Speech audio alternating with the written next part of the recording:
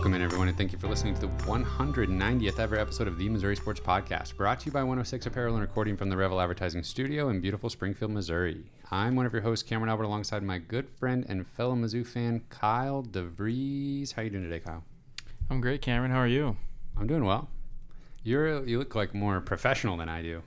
Oh my God. I'm in tie-dye and I forgot to bring a cap. I forgot to bring a shirt to change into after work. So. Oh, you usually change? Sometimes I do, yeah. Well, I like you dressing up for us. Oh, thank you. Yeah, just wanted to. Sometimes I just think we need to really raise the level of professionalism on the show, and everybody deserves our best, our Sunday best. That's true. Good point. How you been? Pretty good. I had a little run-in with some road rage here in town the other day.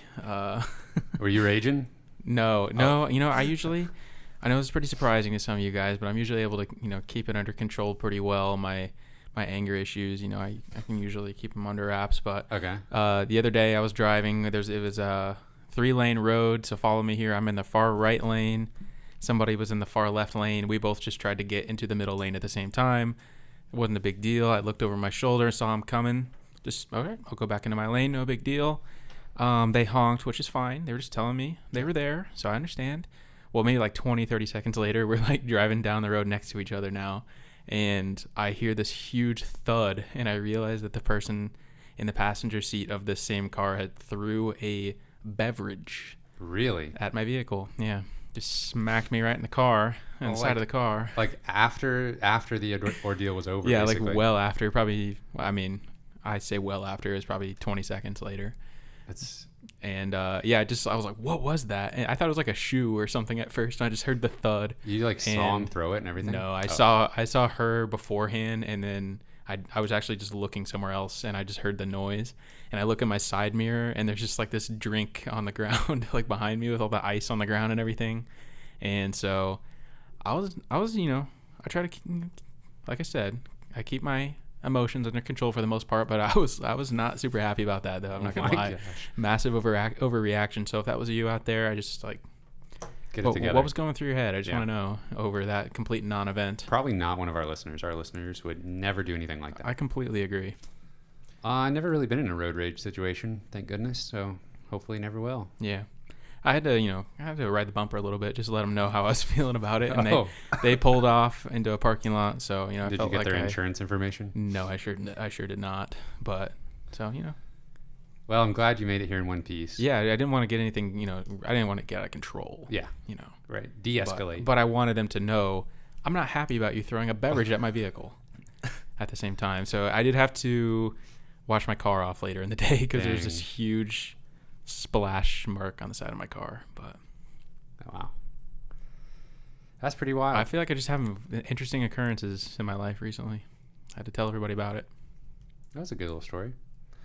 Kyle, the basketball roster had another turnover period. So every week we lose some players, add some players. So we'll go over all of that. Coach Gates hired the third assistant to finalize that. Before we dig into all those juicy details, don't forget to subscribe on YouTube. Gained a few subscribers last week. We're so close to 400, so help us get there. We would appreciate that. And if you're just listening to the audio-only podcast version, please leave us a review on Spotify, a rating or a review wherever you listen to us. And if you want to support the podcast directly, you can do that at patreon.com/Missouri Sports Pod. So Kyle Smithpeters is the third and final assistant for Coach Gates and this new Mizzou basketball staff. Yeah, great name. I have great feelings about how that's going to go solely based on the name, but it feels good to have the whole coaching staff finalized and have everybody on board. And, it felt like it got started a little slowly. It felt like Dennis was a one-man wrecking crew for a couple weeks. Yeah.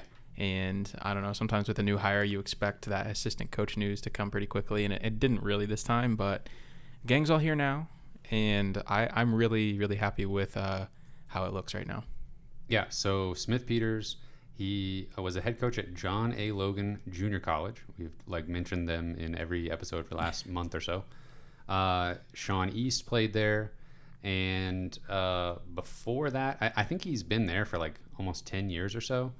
Before that, he was an assistant under Paul Lusk here in Springfield at Missouri State for a little while. And he's originally from Illinois, played basketball, I believe, at Southern Illinois. So regional connections, and coached right here in Springfield. So I think it really makes a lot of sense. We were able to give him a nice little raise, I assume, and it won't be too far from home. Overall, I love it. We know Coach Gates wants to dip into the JUCO ranks to fill out the roster. Probably for the foreseeable future, he'll be keeping tabs on the top players in JUCO, and this will only, I think, strengthen that.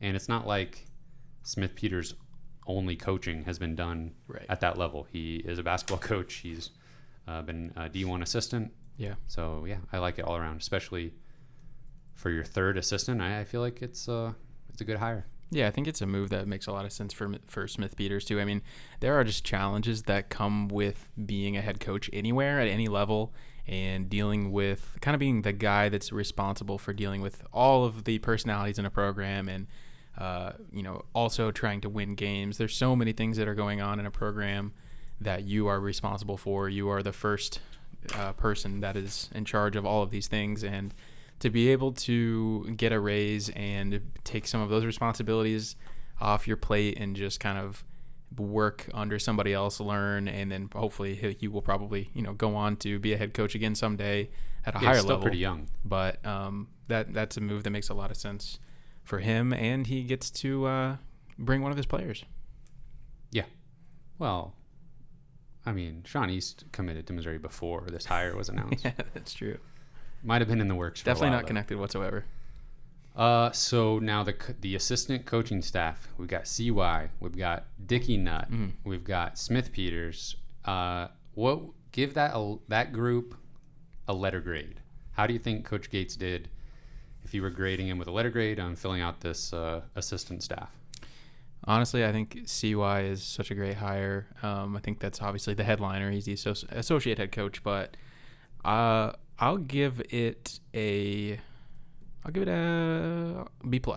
I'm giving it an A. Just a solid, straight across the board A. I don't blame you whatsoever.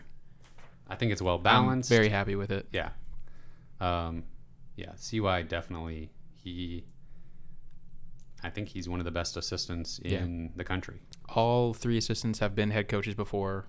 Yeah. Good kind of diversified experience. Yeah.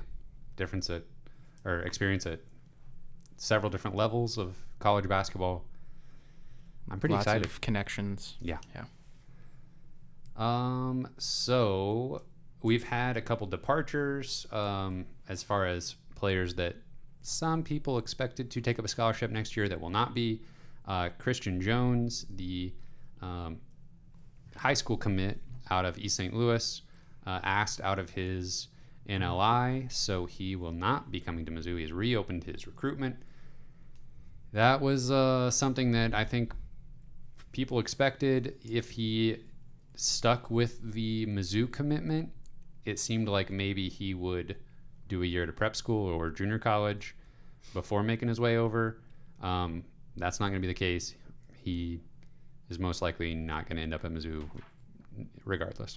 Yeah, I mean, this is a example of just a difficult conversation that Gates probably had to have, and it's nobody likes to see this kind of stuff happen, even though we felt like it was fairly predictable.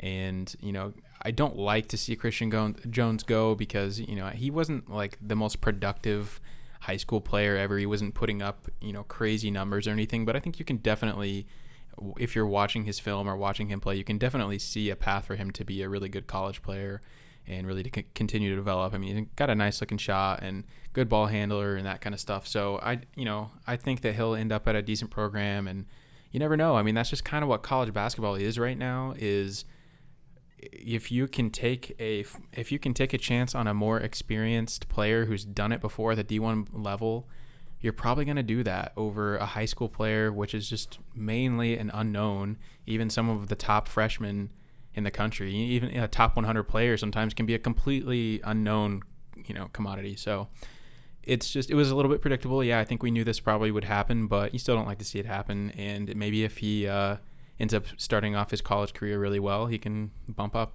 to the next level. Yeah, I'm so intrigued by this process now in college basketball and football mainly. Just the scholarship math and, guys having to reopen their commitment or their recruitment. I don't know. I just would love to know how these conversations actually play out. And, when a new coach comes in, the conversation he's having with the players already on the roster, how is he indicating to guys that their spot is safe versus not? That all just intrigues me so much, and I would just love to know how exactly that goes down. Maybe one day we'll interview a former player or something that has transferred once or twice, and we can ask him those questions. Well, I'm sure that there's some degree of that going on even before they're committing. I think coaches have to be transparent even when it's difficult. They probably have to tell guys like, hey, we got a guy in front of you right now. You probably can't commit right now. Right. Got to wait until we see what this. I mean, I'm assuming that's happening, or else you are going to have a bunch of guys that potentially might commit when you aren't ready for them. Yeah. And I'm sure coaches are just kind of used to having those difficult conversations at this point, because ultimately they've got to do what's best for the program, even though that doesn't always mean the athlete first, which is difficult. Okay, I want to stay on this transfer portal thing for just a minute, because I just thought of something that I've been thinking about. Obviously, transfer portal conversations have been happening now, and there's people coming down on different sides, different opinions. Some people think it's the end of college athletics. And one thought that I had was just, you do have to keep in mind, I think, when you're thinking about these things, that a player's scholarship is really just like a one-year deal. It's renewed at the coach's discretion each year. And I was wondering if maybe some kind of like guaranteed multi-year scholarship might be a contract. Well, something that's more like a contract, that's, obligates a school to have a scholarship for a player for multiple seasons. And because, I think people are kind of being one-sided when you think about, people get frustrated about a player, trying to go to 3 different schools in 3 years, right? And there's waivers, there's a one-time transfer rule where you can transfer wherever you want one time. There's no rule like that for a coach. A coach can be at 3 different schools in 3 years and, move up the ranks, and it's not a big deal. Nobody really questions it. And I think we're kind of seeing the balance of power shift back to the players a little bit. Mm-hmm. But if that's something that bothers people, then I think you just have to even it out by offering something concrete for more than one season. Yeah, I think it's just, I know that our listeners are probably going to fall all over the spectrum in this conversation, and so I don't want to hurt any feelings here, but I do feel like a lot of times whenever people are having that opinion, this is the end of college basketball, all those kind of really extreme opinions, I feel like it's typically an emotional reaction to a Mizzou player specifically leaving. Sure. And I don't know, it is easy to feel that way, like, oh, the transfer portal is just destroying college basketball or college football when Mekhi Wingo goes to LSU. Mm-hmm. And that was not a great feeling. But I also feel like this is just the way it's going to be, and I think it's fun the other way around too. And when Missouri is totally revamping their roster through the transfer portal, I think it can go both ways. And I don't know, I think it's fun and exciting. This whole last month has been really fun just to see how the roster is going to come together. I think it's been a way for Missouri to make their roster a lot better really quickly. I think there's actually a take in there somewhere where it's a little bit more nuanced than this is the end of college athletics, but in some ways, I don't know, maybe 50 years from now or something, I could maybe see college athletics being very different than it is right now. I could see it being more of a amateur league that has a more express purpose of feeding professional leagues. Right. Yeah. If it was more contractually based with how scholarships are given out and NLI money and stuff like that. Right. or You're NIL money. still dealing with universities. The players are still attending universities Right. and going to class and everything. So it's Yeah. hard to envision a process other than a yearly renewed scholarship. But I mean, NIL exists, and that came up pretty quickly. Mhm. So you never know. Yeah, there's a lot of bugs and stuff to figure out with how these players are getting paid. Yeah. I mean, And- 10 years from now, the NCAA might be dismantled. So who knows? Exactly. So, yeah, I don't know. I don't really want college athletics to turn into just a business. Right. But at the same time, But you can't be naive about it either, though. yeah, and the players are being treated as if it's a business, Right. for the most part. Yeah, they are. This is their career at the moment, and for some of them, it will continue to be their career professionally. And so I don't know. Yeah, I guess all I hope for is that the players get their dues as far as, Sure. if it's going to be a business, then the players need to be able to treat it like a business as Right. well. That was a little transfer portal talk. Speaking of transfer portal, Yaya Keita is in the transfer portal. So that's freed up a scholarship that was needed because Missouri already got some other transfer commits. We were over on scholarships for like a day, I think. Yeah. It's been kind of touch and go as far as like a new player committing and then another player Yeah. leaving. It's like pretty obvious, like Yeah. writing's on the wall. Somebody can't stay. Again, this is another situation where Yaya Keita seems like a great young man, great story. Hasn't even been playing basketball all that long in the grand scheme of things. So just injuries have completely kind of sidelined him for the past couple of years and limited his athleticism, which is, his high motor, his athleticism is one of the things he had really going for him coming out of high school. So this move, I guess, again, isn't super surprising. Don't like to see it happen, but hopefully he lands somewhere where he can get back on his feet and stay healthy somewhere. Yeah, he probably needs to, I don't know. If he was staying with Mizzou, I would have hoped honestly that he redshirted a year to just completely heal up and get his legs back under him, literally. So then let's talk about the additions to the roster. I'll trying to back it up here. I think Sean East was the first of the three that we added this past week. So he committed to Mizzou, point guard, played at John A. Logan Junior College, and also previously played at UMass and Bradley. Actually played against Missouri with Bradley a few years back, and now he's a Tiger. Yeah, this is a big one. We got a point guard. Got a point guard. Man, it feels good. Obviously capable of scoring and distributing. I mean, he can kind of do it all from the point guard, and I mean, pretty illustrious career at JUCO. Yeah, JUCO Player of the Year last year. Yeah. So I think he averaged 20-something points a game. Yeah, I think I saw a tape of him putting up 43 points in a game. Yeah. He's a really good free throw shooter. He has improved incredibly at 3-point shooting during his time at JUCO. He was just kind of okay, maybe a little below average at UMass and Bradley.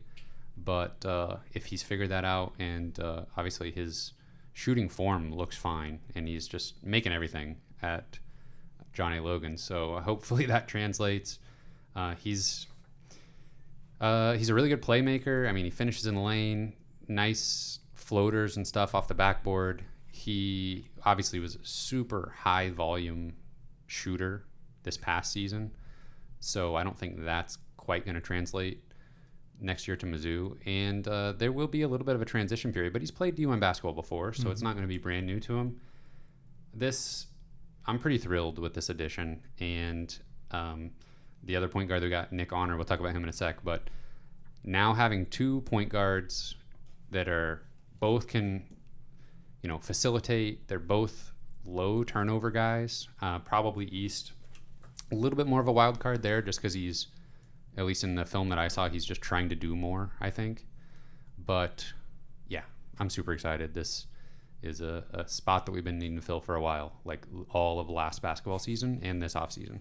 Yeah, I was going to say, after watching all of last season, man, we could have really used a guard that was reliable and just not. We didn't even need somebody that could score last year. Just somebody that could facilitate, get the ball movement going, Not turn it over, penetrate the lane a little bit. Yeah, and so it's great to now all of a sudden have two guys that are going to be able to do that. And watching the NCAA tournament, this past NCAA tournament, watching how many teams are playing with two guys that can handle the ball on the floor at all times. Yeah.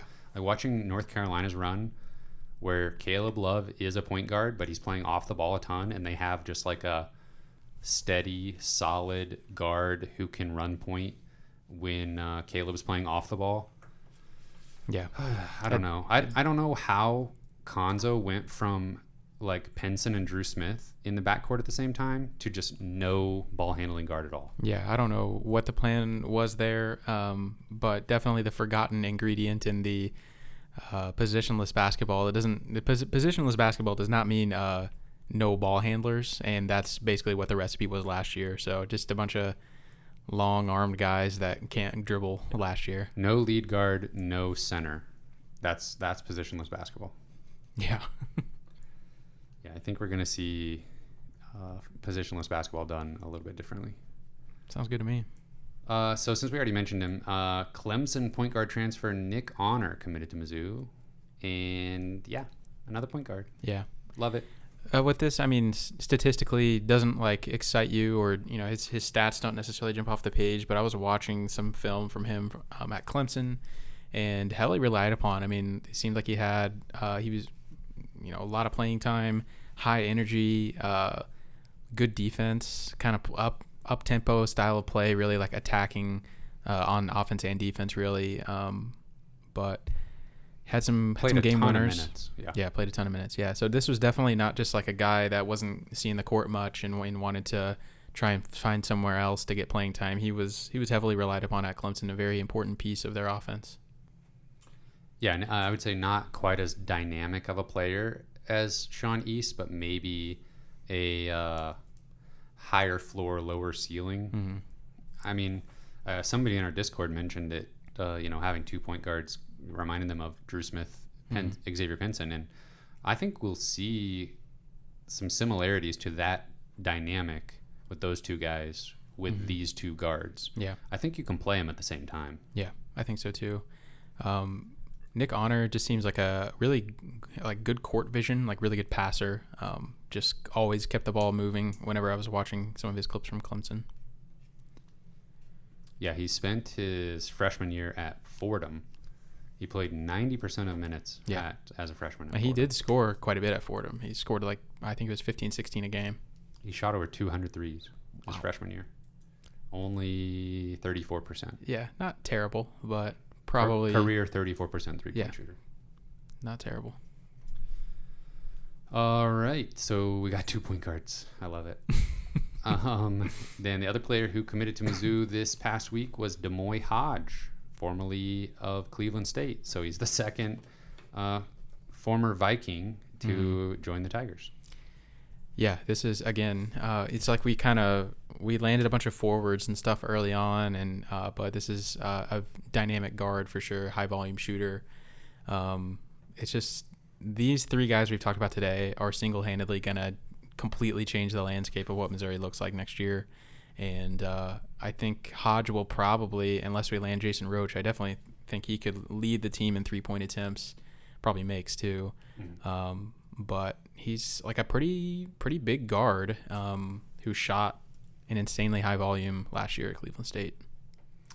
Yeah, really a pretty efficient player last year. Like a solid offensive rating 116, which is like 100 is average. And Missouri, I think, maybe had one player last year with a offensive rating over 100. Yeah. So 116, love to see that.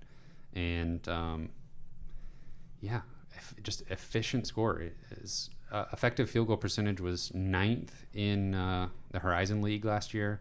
Doesn't turn the ball over, and an excellent defender. Yeah. Horizon League Defensive Player of the Year last year.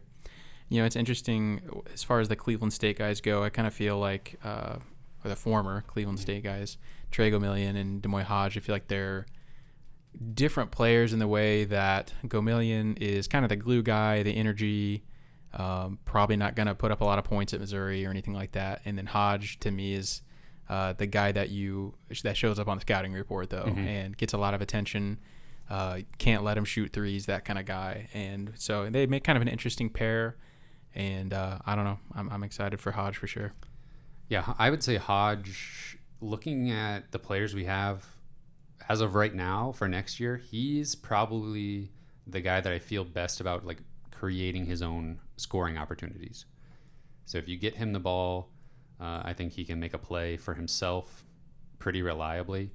I can't explain how kind of unique it is to how efficient he was last year. He shot 33% from three, which is not incredible, but that's pretty solid. And then he also shot 64% from two, which that's like big man post scoring numbers right there. Mm-hmm. It's pretty rare for a guard to be that efficient in the paint. Mm-hmm. And it's not like he doesn't shoot a lot of 2-point jumpers. It was like threes or at the rim for him mostly. Anti-Amari Davis. Exactly. All right. That's what the analytics say you should do, right? Absolutely. You're either shooting a three or making a layup. Exactly. Nothing in between. All right. So to recap now, returning from scholarship players that we had last year that are returning, we have Kobe Brown and Caleb Brown, Boogie Coleman, Amari Davis, and Ronnie DeGray. Are all those guys going to be on the roster next year, or none of them? I think I don't know. I don't know if I want to single people out, but I definitely I would say two of the three will be on the roster. I still think there's do the two have the same last name? Well, okay, I should. Oh, two of the three transfers from last year. Yeah, I should have clarified it. I think both the Browns will be here next year. Out of the three transfers, Coleman, Davis, and DeGray, I think probably one of those three guys will be gone. So newcomers now, we have DeAndre Golston, Trey Gomillion, Damoi Hodge, Nick Honor, Sean East, Mo Diarra, Aiden Shaw, and Noah Carter. It's like almost, it is laughable. Just like how, especially, I'll have to add it all up another time, but like last off season and then this off season. I thought last season was crazy, but this one has been even more crazy. Yeah. Do you think who do you think starts at the one spot, East or Honor? Honestly, that's a great question. I feel like either one could. I feel like honestly Honor could, and Sean East could play off the ball a little bit more. I don't know what is his most natural position, but obviously you think potentially they both start though? I think they could. Yeah. Man, this is kind of fun. We're actually at the point where we have multiple players who could start at the one or two. Yeah. And we'd be okay with it. Yeah, I think I would guess. I'd guess Sean East will start at the one and Damoi Hodge will start at the two. I think that would be my guess. I think Hodge could probably play the three too, honestly. The three as well. Yeah. 3, 2, 1. Okay, so then who do you like at the three spot? Are you putting Caleb Brown at the 4? Kobe Brown, yeah. Yeah. Kobe Brown at the 4 for sure. Honestly, the 3 is like maybe the most like black hole like position on this team, because I don't know what they're gonna do with Diarra. I don't know what they're gonna do with Noah Carter, and I think Boogie could play the 3. And honestly, if I got Shaw out there, that's true. And if I could honestly name anybody, I would probably name Jason Roach, who's not even on the team, but I think he could be by the end of the offseason. Mm-hmm. Which Jason Roach is, in my opinion, the prototypical 3 that you want out there, like 6'5" guard who's just gonna shoot lights out. Yeah. But obviously we can't go that far. He's not on the roster yet. That's obviously speculation. So, man, I don't know. It seems like Coleman makes some sense there potentially at the 3. I don't know that I see Aiden Shaw playing the 3 a whole lot in his freshman year at least. Probably backing up Kobe at the 4. Yeah. So Noah Carter, I guess. Yeah. And then probably for right now slotting in Diarra at the 5, but he's playing like a very non-traditional stretch 5 situation. Yeah, I think Diarra might be the most intriguing as far as like what are they going to do with this guy. because he's like 6'10", 6'11", but he's not a traditional 5 at all. Not a post player exactly. Yeah, and I think there were some people speculating on Twitter about like what he was going to play, what position he'd play.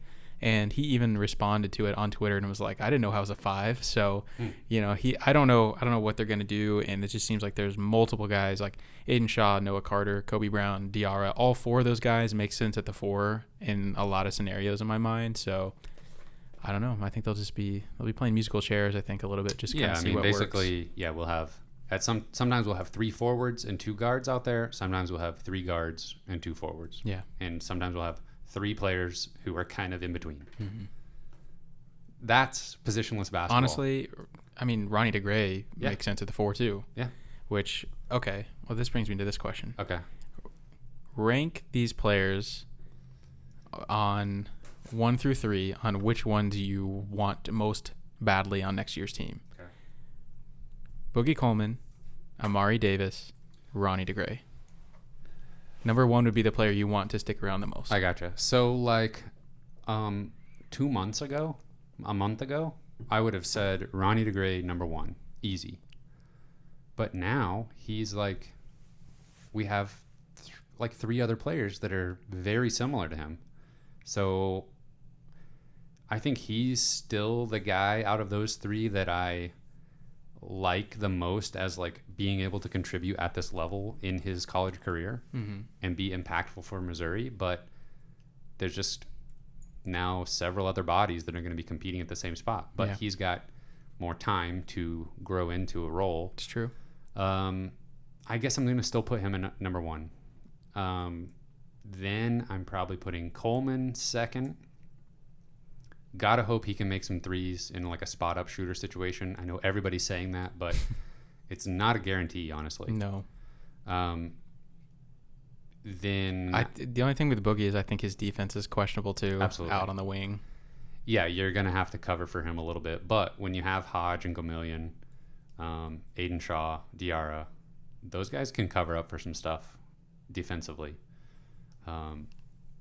I think we're looking at the same situation with Carter too, though. Yeah. Like we're going to be having to find matchups for him that are advantageous, or else he could be taken advantage of.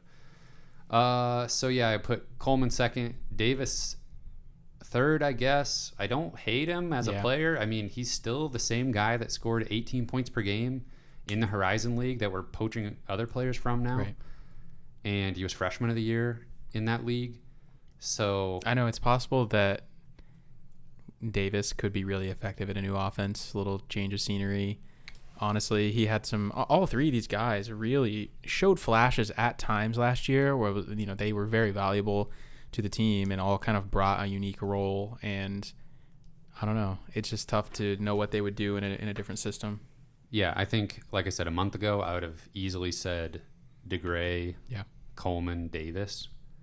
And at this point, I sort of don't have as much of a preference just because I like the way the rest of the roster has filled in so much. I agree.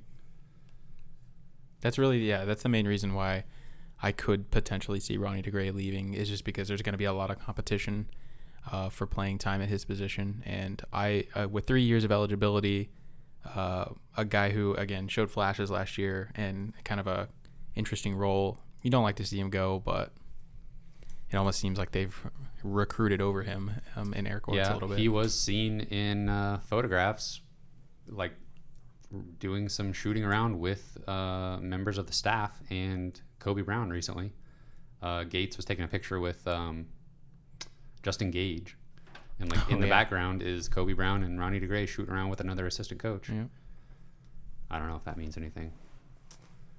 Really reading the tea leaves. I mean, he's shooting in the gym. He's staying.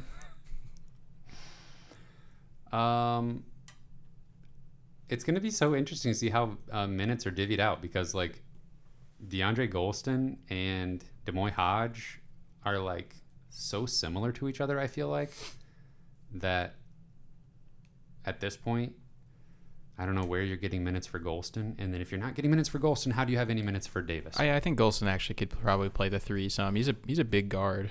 He's like 6'5". Yeah. Hodge could do it too. Yeah. Man, having lineup flexibility and just like guards. Yes. That could score maybe. I hope somebody can score. Do you think points will be scored? Yeah.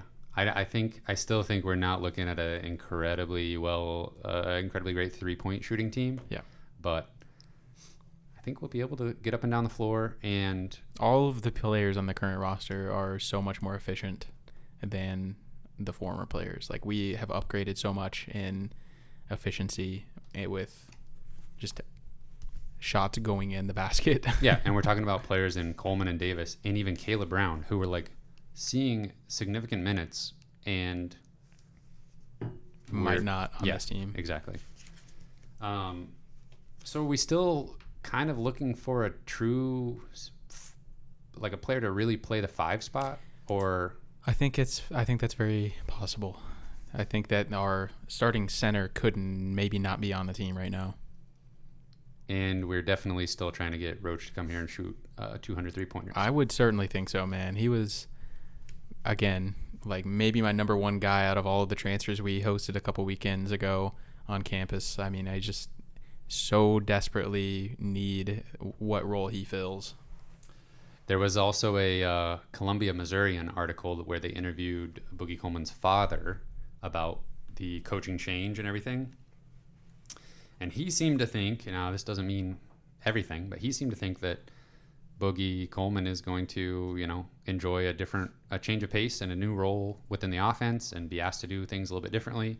And he's looking forward to it. So that doesn't, I mean, I could see it. I really could. I mean, like I said, all 3 of those guys we talked about that were on the team last year, those transfers, they all have skills they can bring to the table. It's just whether or not they're doing it consistently or whether or not they're doing it effectively within the system. I think it might just be Kobe, Caleb, and Ronnie DeGray back next year. I think we might get a true 5 and a 3-point shooter still. But we'll see. We'll see. Is this a tournament team right now? Is this NCAA tournament team? I'll say NIT. Not gonna totally rebuild in 1 year, I don't think, but I think we've put ourselves in the potential. We put ourselves in the position to fight for that potentially. Yeah, I agree. Man, it's exciting times. Mm-hmm. Anything else? Yeah, pretty much it. Are we gonna have any more bat signals? What is it called? Signal. Batman symbols this week? Bat symbols? Oh my gosh. Yeah, I think we will. Okay. I think we'll have one more by the next time we talk next week. Oh, wow. That means somebody's leaving. Wow. Yeah. All right. You got anything else to tell anybody? I think that's it. Special thank you to our Patreon supporters at the $10 level and above. Britt Treese, Brian Smith, Ryan DeMore, Tristan, Ben Smith, Parker, Daddy JD, Luis Hernandez, Tim Keens, and Tyler Harsel. Thank you. Thank you very much, gentlemen. You can find us on Spotify, Google Podcasts, and Apple Podcasts. We're on Twitter at Mizzou Sports Pod, and you can email us at MissouriSportsPod@gmail.com. You can find our t-shirts and stickers on our online shop, MissouriSportsPod.BigCartel.com. Thank you, everyone, for listening. We will see you next week after a bat symbol.